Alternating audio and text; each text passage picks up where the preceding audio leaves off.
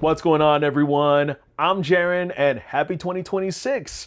This is not how I wanted to start off the new year. I wanted to get this video done just right in front of you a couple days before we ended 2025, but unfortunately, around my busy schedule, I got sick. I got hit with the flu. It's been going around. Everyone started dropping like flies, calling out and all that kind of stuff. I called out of work for 3 days. I've been bedridden and I even tried to do this review while I was sick, seeing that I could get around it, but I could not. I was congested and you don't want to hear all the details, but me just trying to wrap everything up as far as, plans and just getting things done right before the year ended and just coming into the new year, I've just been swamped. But here we are, and we are going to be doing our usual double feature review, but this is not going to be another for your consideration. These are movies that I really wanted to cap off 2025 with. It looks like we're going horror thriller today. So this is one title that I've been putting off for quite some time, but finally had a chance to see it. Hell House LLC Lineage.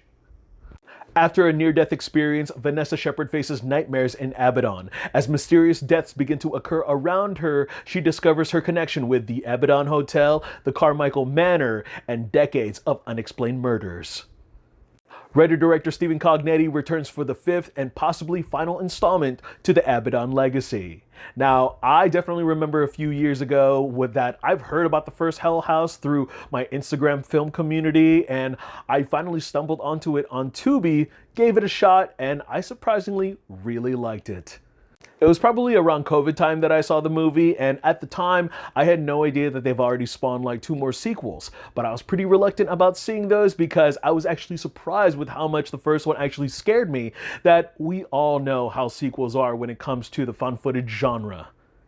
Parts 2 and 3, The Abaddon Hotel and Lake of Fire, they were watchable to some degree, but Part 4, on the other hand, Hell House LLC Origins, that was a prime example of how a sequel can surpass its predecessor. That one was freaking scary. So I was pretty excited to see what Cognetti had in store for the 5th installment and what many people were calling the finale that ties everything together. And after 10 years of this franchise, I can honestly say that I was genuinely disappointed with this one. I mean, there's a part of me that actually missed the found footage format, and then there's another part of me that actually appreciated the risks that they took in order to not have characters make excuses for having cameras up and running. I mean, there was just something about the standard cinematic format that felt too clean and too safe, where the found footage format just felt a little grittier, had a sense of immediate danger. I guess you can say that this installment was meant for the fans. The story really is anchored by 2 reoccurring characters that appeared in Part 3 and Part 4, which was Lake of Fire and the Carmichael Manor. And although this franchise isn't necessarily known for its kills or its gore, I mean, you figure that by going into the standard cinematic format, they were able to have an opportunity and push those boundaries. But unfortunately, and instead, almost all the death scenes are off screen. I wasn't completely thrilled with Vanessa being our lead character. I mean, heck, I barely even remembered that she was in Part 3, but as your so-called final girl, she's just going through the motions of a lot of her nightmares and hallucinations, just really bringing her to the edge of sanity, but not necessarily furthering the plot. And then somewhere in like the hour-ish mark, we are given a huge exposition dump that was so messy and convoluted that I just really needed a spreadsheet of character faces, names, and the timelines that are talked about and explained throughout the 5 films, because by the time I got to the ending of the movie, I was just left there scratching my head. Heck, I had to go on YouTube after the credits rolled just to see what the fuck did I just watch. Overall, I truly hope that there's at least one more installment up Cognetti's sleeve to just wrap up this franchise nicely, because that poor ass excuse of an ending was just very abrupt and incomplete. I mean, that last-ditch effort to add some sort of exorcism and the 3rd act to really get the audience going with some kind of excitement and just finale stakes just felt very shoot-in. It felt like Exorcist 3. And a lot of the answers that we do get at the tail end of the movie was just, it felt like the tip of the iceberg. There's just so much story that still needs to happen, and only then can we call this the final chapter to the Abaddon Hotel and the Carmichaels. This is probably the most bland and non-scary entry to the Hell House LLC franchise. I mean, the movie does look good, but I would rather watch all the Paranormal Activity movies before I actually watch this again. Last but not least, my final theater-going experience in the year of 2025 was The Housemaid, as we follow the story of a struggling young woman who is relieved by the chance to start fresh as a maid for a wealthy couple. And soon enough, she discovers that the family's secrets are far more dangerous than her own. This is based off the book by Frida McFadden, written for the screen by Rebecca Sonnenschein, and directed by Paul Feig, the filmmaker behind Last Christmas and A Simple Favor, delivering us a wild and twisted thriller to cap off your visit to the theaters of 2025. Now, the trailer for this movie has been out forever, and I'm honestly surprised that it did not go straight to streaming.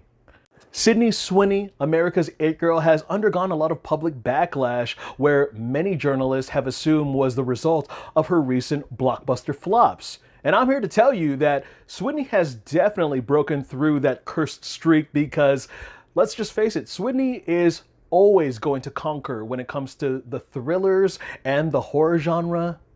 Now, I haven't had the chance to read the book, but my coworker Joy, who has, big shout out to her, she has given me her recommended approval that many readers are going to enjoy this screen adaptation. Now, I didn't know what to expect. I wanted to go in knowing as little as possible, but you know, when it comes to a movie like this, I can't help but make my predictions to kind of have a potential direction of where this type of story would go. This movie surprised the fuck out of me. I mean, there were a lot of twists and turns that paid off in a way where I really just called it from the beginning in ways that I was hoping for. And once I thought that I had it all figured out, I immediately had the rug pulled out from under me when a new reveal would come to light. And they would just ingeniously plant all these little details throughout the story. But then over here, you would have another plot point that seems a little more louder, a lot more of drawing your attention. So it really just pulls you away from those earlier suspicions, only to come about in a way on the other end and surprise the fuck out of you. Now, Sydney Sweeney, yeah, she does a pretty good job as our lead, but our true standouts would have to be Amanda Seyfried and Brendan Sklenar as Nina and Andrew Winchester. Now, my first introduction to Sklenar was earlier this year's thriller Drop, and this man is just dripping with riz. I mean, I can't believe I'm using that word. Irresistible charm, to the point where I finally realized why fans are pining for him to be the new Batman, the new Bruce Wayne for James Gunn's DCU. Amanda Seyfried, on the other hand, goes from like 10 to 100 in her performance, and you can definitely tell she's having a lot of fun with how over the top she can get. And with the level of intensity that happens in this movie, it does get a little corny and silly, but I was all for it. It was like Bold and the Beautiful on crack. While a lot of the brutal moments that happen in the later half of this movie does not necessarily break new ground for any hardcore horror fan, I would definitely have to say I was pleased to be in a packed auditorium that night where many people were laughing, gasping, and screaming all together. I mean, 90s erotic thrillers are back on the big screen. I mean, I hope we get more like it, but heck, I just found out that this is 1 out of 3 in a trilogy series. This movie pretty much worked well as a standalone, but with a lot of the positive reception and the box office success, I would have to say if we are going to get sequels, I'm there day one, baby. But definitely one of the biggest surprises as well as biggest jaw droppers of the year. Definitely go check it out before anybody else spoils it for you. Well, all right, guys, that's all I got to share about those movies. Go ahead and check them out if you want to. Hell House LLC Lineage is now streaming on Shudder and AMC Plus, and The Housemaid is playing at your local theater, baby. Go ahead and check it out on the big screen. Now, before I wrap everything up, I just wanted to announce a couple things. One, I'm finally going to be working on my top 10 films of 2025. That video will be coming out to you soon. I promise you I won't lag behind. And then, second, I'm going to be participating in my first critic panel for Akaku Upstairs, along with fellow critic Aaron Medeiros, as well as our founder, Barry Wurst. And we're going to be just talking about movie trailers, film discussions, and I'm excited and terrified at the same time because although I do radio and, you see some of my videos, I mean, it's just kind of different when we're not just being broadcasted, but we're also going to be discussing a lot of these things live, like in front of like a room full of people. So that's going to be something. I hope you guys get to check it out. Once again, I'm Jaren Ugbanawag, and I want to thank you guys again for taking some time out of your day to hear me talk some movies. Look forward to more reviews, and I'll see you guys at the theaters. In the meanwhile, take care.